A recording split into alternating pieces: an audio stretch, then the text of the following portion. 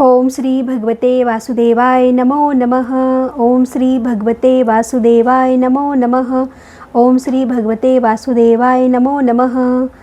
जय श्री कृष्णा। आप सबको कामदा एकादशी की बहुत बहुत शुभकामनाएं।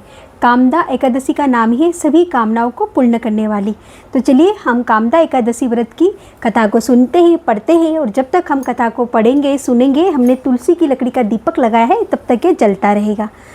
ओम श्री भगवते वासुदेवाय नमो नमः। ओम श्री भगवते वासुदेवाय नमो नमः। ओम श्री भगवते वासुदेवाय नमो नमः। ओम श्री भगवते वासुदेवाय नमो नमः। कामदा एकादशी चैत्र मास की अमावस्या को हमारे भारतीय संवत की अंतिम तिथि होती है और इसको अगली प्रतिपदा को प्रारंभ हो जाता है। हमारा नया संवत और भगवती दुर्गा के नवरात्रों के बाद आने वाली चैत्र के शुक्ल पक्ष की एकादशी को कामदा अर्थात सभी कामनाओं की पूर्ति करने वाला कहा गया है। इस दिन भगवान वासुदेव अर्थात वासुदेव के पुत्र श्री कृष्ण का पूजन किया जाता है और गरीबों को दान देने का विशेष महत्व है। पुलकित मन से भगवान श्री कृष्ण को कोटि कोटि नमस्कार करने के बाद धर्मराज युधिष्ठिर ने भगवान कृष्ण से प्रार्थना की कि हे महाराज, अब मेरी इच्छा चैत्र मास के शुक्ल पक्ष की एकादशी के नाम, महात्म्य, पूजा विधान आदि के बारे में विस्तार पूर्वक जानने की है। तब भगवान श्री कृष्ण ने कहा, हे राजन, यही प्रश्न एक बार महाराज दिलीप के वशिष्ठ ने पूछा है। तब वशिष्ठ जी ने जो कथा महाराज दिलीप को सुनाई थी वही मैं आपको सुनाता हूँ। बहुत समय पहले की बात है। रतनपुर नामक एक नगर पर अनेकों ऐश्वर्य से युक्त पुंडरीक नाम का एक राजा राज्य करता था।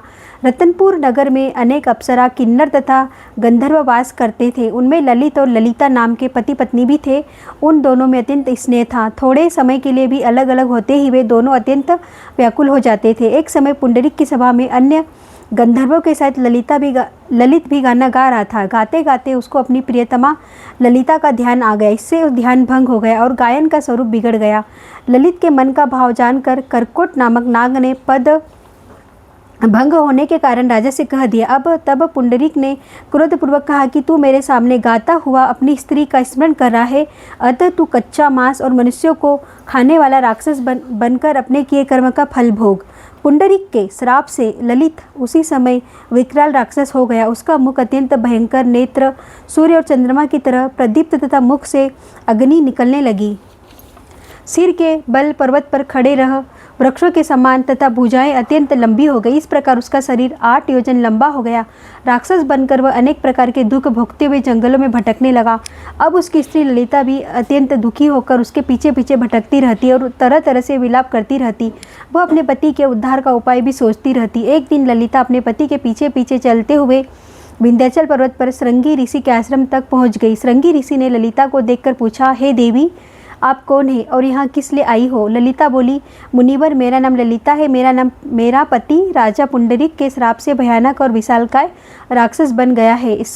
इसका मुझको बहुत दुख है। मेरे पति के उद्धार का कोई उपाय बतलाइए। ऋषि बोले, हे गंधर्व कन्या, अब चैत्र शुक्ला एकादशी आने वाली है जिसका नाम कामदा एकादशी है। उसका व्रत करने से मनुष्य के सब कार्य सिद्ध होते हैं। यदि तू कामदा एकादशी का व्रत करके उसके पुण्य को अपने पति को दे दे तो राजा का श्राप भी अवश्य में शांत हो जाएगा। तेरा पति शीघ्र ही राक्षस योनि से मुक्ति को प्राप्त होगा।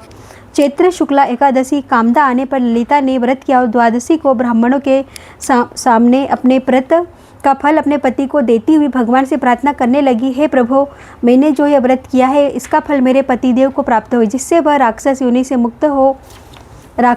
मुक्त हो जाए। एकादशी का फल देते ही उसका पति राक्षस योनि से मुक्त होकर अपने पुराने स्वरूप को प्राप्त हुआ और अनेक सुंदर वस्त्र और आभूषण से युक्त होकर ललिता के साथ विहार करने लगा। उसके पश्चात वे दोनों एक दिव्य विमान में बैठकर स्वर्ग लोक को चले गए। वशिष्ठ मुनि ने आगे कहा, हे राजन, इस व्रत को विधि पूर्वक करने से समस्त पापों का नाश हो जाता है तथा राक्षस आदि की योनि भी छूट जाती है। संसार में इसके बराबर कोई और दूसरा व्रत नहीं है। इसकी कथा पढ़ने और सुनने मात्र से ही वाजपेय यज्ञ का फल प्राप्त होता है। ओम तत्सत। ओम श्री भगवते वासुदेवाय नमो नमः। ओम कृष्णाय वासुदेवाय हरये परमात्मने प्रणतः क्लेशनाशाय गोविंदाय नमो नमः।